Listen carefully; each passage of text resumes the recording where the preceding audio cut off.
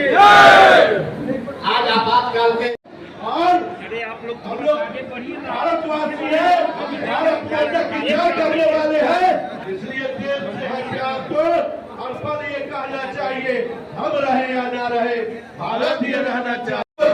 किया किस तरह से संविधान को दाखिल करने का काम किया और संविधान को धक्का बताते हुए किस तरह से विरोधी नेताओं को जेल में ठूसने का काम किया, संविधान का अपमान किया, और आज उन्हीं के वंशज माथे पर संविधान लेके घूमते हैं, ये बताने की जरूरत है।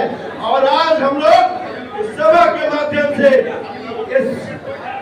इस सभा के माध्यम से, इस बैठक के माध्यम से, इस मंच के माध्यम से वंदे वंदे वंदे वंदे भारतीय जनता पार्टी जिंदाबाद, भारतीय जनता पार्टी जिंदाबाद, श्री नरेंद्र मोदी जिंदाबाद, श्री नरेंद्र मोदी जिंदाबाद, जय भारत जय बिहार।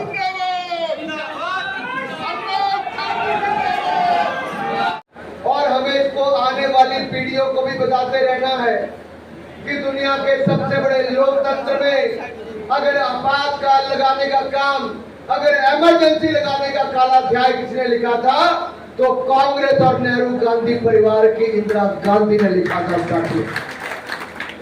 और राहुल गांधी जी को याद करवाना चाहता हूं, इंदिरा गांधी जी संविधान को ताक पर रखकर चलती थी और राहुल गांधी संविधान को जेब में रखकर चलते हैं। दिखाने के लिए संविधान दिखाते हैं, लेकिन ऐसा कोई काम नहीं जो संविधान विरोधी परिवार और इस पार्टी ने ना किया हो। इस देश के दो टुकड़े हुए तो नेहरू जी की जो भूख थी, जो ललक थी देश के प्रधानमंत्री बनने की, एक बड़ा कारण वो था। लेकिन प्रधानमंत्री बनने के बाद संविधान में संशोधन करने का काम, सबसे पहला काम अगर पंडित नेहरू ने कोई किया तो अभिव्यक्ति की आजादी को कुचलने का किया था। ये मीडिया के मित्रों पर एक लेख क्या लिख दिया ऑर्गेनाइजर में, कानून में संशोधन कर दिया, संविधान में बदलाव लाने का प्रयास किया। ये तो सुप्रीम कोर्ट ने लताड़ लगाई, तब जाकर वो रुका, और यहीं में वो रुके नहीं। जब संविधान सभा बनी थी तो संविधान सभा में अंबेडकर जी सदस्य ना बने, जो कि डॉक्टर भीमराव रामजी अंबेडकर एक दलित परिवार से आते हैं, और पंडित नेहरू नहीं चाहते थे कि दलित परिवार का व्यक्ति संविधान सभा का सदस्य बने। उनको रोका गया, लेकिन पुणे से जब उनके लिए जयशंकर जी ने सीट खाली की, तब जाकर वो सदस्य बनकर आए। लेकिन तब भी पंडित नेहरू को हजम नहीं हुआ। डॉक्टर भीमराव अंबेडकर ने संविधान बनाकर, ये कांग्रेस पार्टी नेहरू गांधी परिवार अंबेडकर विरोधी कैसे है, दलित विरोधी कैसे, मैं बताना चाहता हूं। इसके बाद जब इंदिरा जी का समय आया, वो चुनाव जीत नहीं सकती थी, और कोर्ट ने जब उसको सुनते हुए देखा कि इंदिरा जी के चुनाव में किस तरह से सत्ता का दखलंदाजी हुई, सरकारी मशीनरी का प्रयोग हुआ, सब तथ्यों को जान के इंदिरा जी के चुनाव को रद्द किया गया। अब चुनाव जब रद्द हुआ तो इंदिरा जी को इस्तीफा देना पड़ना था। 6 साल तक वो चुनाव नहीं लड़ सकती। उनको पता था अगर वो 6 साल तक चुनाव नहीं लड़ती तो नेहरू गांधी परिवार ने, जिसने देश का विभाजन करवा दिया अपनी सत्ता के लिए, उस परिवार के पास सत्ता संभालने वाला कोई नहीं बचता। उन्होंने कुछ दिनों के अंदर ही संविधान में एक नहीं लगातार झड़ी लगा दी संशोधन करने की। 38वां संशोधन, 39वां, 40वां, 41वां, 42वां, एक तरह से बाबा साहब अम्बेडकर के संविधान के प्राण ही निकाल कर रख दिए। केवल सत्ता में रहने की भूख इंदिरा गांधी जी की इस कदर तक उतर गई कि रातों रात दिल्ली में गरीब जनता ने जब अपने घरों पे चल रहे बुलडोजर के खिलाफ आवाज उठाई तो उनकी छाती पर गोली चलाने का निर्देश किसी और ने नहीं, सोनिया गांधी और संजय गांधी ने, सोनिया नहीं, इंदिरा गांधी और संजय गांधी जी ने दिया था। एक ऐसी कांग्रेस पार्टी थी, देश में नारा तो गरीबी हटाओ कर लगाती थी, लेकिन गरीबों को मिटाने का पूरा काम करती थी। एक भी काम कांग्रेस पार्टी का ऐसा नहीं रहा जहां से गरीबों का उत्थान हुआ होता था। आप देखिए, अगर बिहार की बेटे का भविष्य नजर आता है। साथियों, मैं आप सबसे पूछना चाहता हूं, अगर कांग्रेस ने अंबेडकर को चुनाव हरवाए, कांग्रेस ने अंबेडकर जी की अनदेखी की, अपमानित किया, प्रताड़ित किया, तो अगर अंबेडकर जी को देश में सम्मानित करने का काम किसी ने किया है तो उस पार्टी का नाम है भारतीय जनता पार्टी। भारतीय जनता पार्टी के समर्थन से ही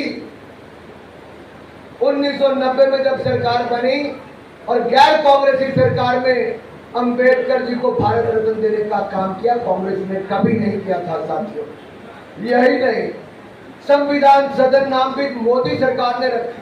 दूसरी बार शीश झुकाया पार्लियामेंट के अंदर जाकर बाबा साहब अंबेडकर के संविधान पर, और मोदी जी ने कहा मेरी सरकार बाबा साहब अंबेडकर के संविधान के अनुसार चलेगी। साथियों, यही नहीं, अगर बाबा साहब अंबेडकर के लिए उनकी जन्मशैली, शिक्षा शैली, दीक्षा शैली और उनकी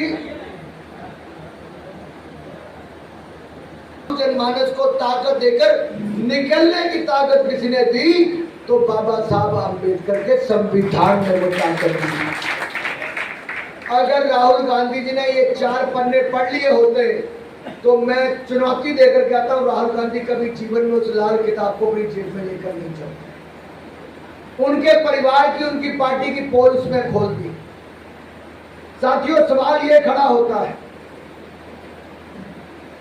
ये अन्याय, अत्याचार और तानाशाही सोच ये कब तक कांग्रेस पार्टी की रहेगी? भारत जब जब पाकिस्तान को मुंह तोड़ जवाब देता है,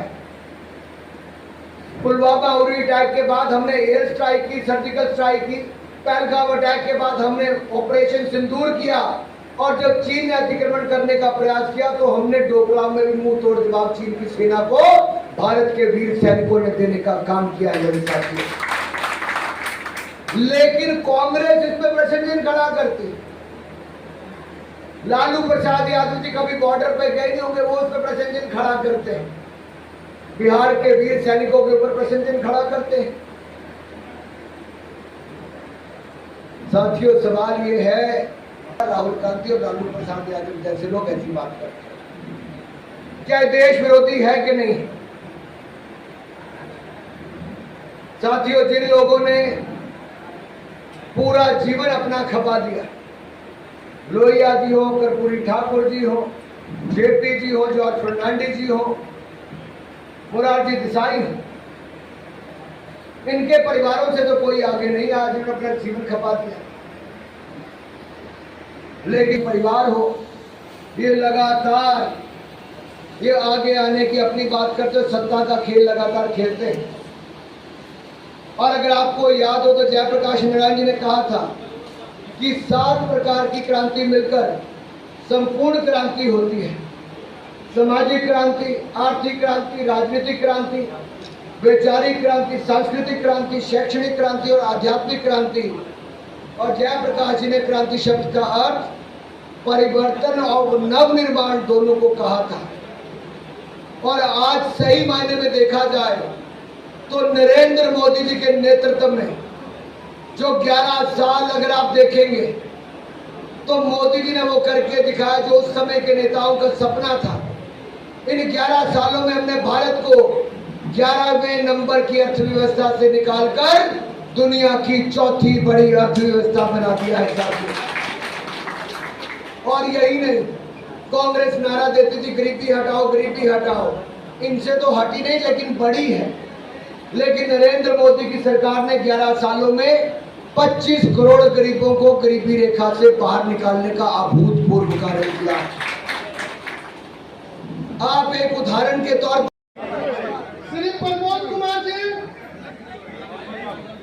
श्री जी, किशोर तिवारी जी, प्रोफेसर राजेंद्र कुमार जी, श्री अनिल कुमार सिन्हा जी, अनिल बाबू आने दीजिए।